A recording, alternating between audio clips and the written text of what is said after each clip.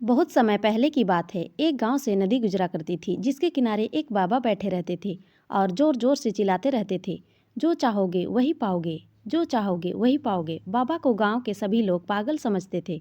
बाबा हमेशा यही चिल्लाता रहता था और भगवान की भक्ति करता रहता था। बहुत दिन बीत गए। एक दिन एक बेरोजगार लड़का वहां से गुजरा। उसने बाबा की यह बात सुनी और दौड़ा दौड़ा उनके पास पहुंच गया। उस लड़के ने बाबा से कहा, क्या मैं जो चाहूँगा वही पाऊँगा? बाबा ने मुस्कुराते हुए कहा, हाँ बेटा, जो चाहोगे वही तुम पाओगे।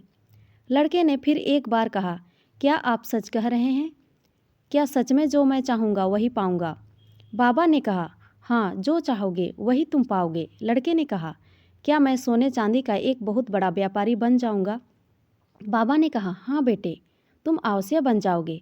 आज मैं तुम्हें कुछ सोने और चांदी की वस्तु दूंगा, जो तुम ले जाना और देखना तुम एक बहुत बड़े सोने चांदी के व्यापारी बन जाओगे।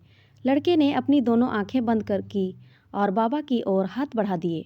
बाबा ने एक हाथ लड़के का पकड़ा और कहा, यह लो बेटा, यह सोना है। इसे कहते हैं समय। तुम कभी इसको हाथ से मत जाने देना। इसका एक एक पल अपने लक्ष्य प्राप्त करने के लिए उपयोग करना। तुम एक दिन जरूर बहुत बड़े व्यापारी बन जाओगे, लड़के ने कहा। और बाबा चांदी? बाबा ने लड़के के दूसरे हाथ को पकड़ कर कहा, यह लो, यह चांदी है, इसे धैर्य कहते हैं। अगर बहुत मेहनत और वक्त का सही उपयोग करके कभी लक्ष्य प्राप्त ना हो, तब तक तुम धैर्य रखना और देखना तुम धैर्य में कितनी ताकत है। अगर तुम यह सोना चांदी हमेशा अपने पास रखोगे तो दुनिया की कोई ताकत तुम्हें बड़ा व्यापारी बनने से नहीं रोक पाएगी। उस लड़के ने बाबा की बात को अपने मस्तिष्क में बहुत अच्छे से बिठा लिया और कभी भी अपने वक्त का ना दुरुपयोग किया और ना कभी उसको हाथ से जाने दिया।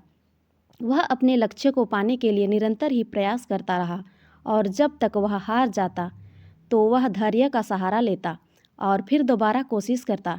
देखते ही देखते बहुत कम समय में उस लड़के के अंदर व्यापार करने के वह गुण आ जाते हैं जो कभी तक किसी में नहीं थे। उसने बहुत छोटे से काम से शुरुआत की और अपने व्यापार को बड़े स्तर पर ले गया।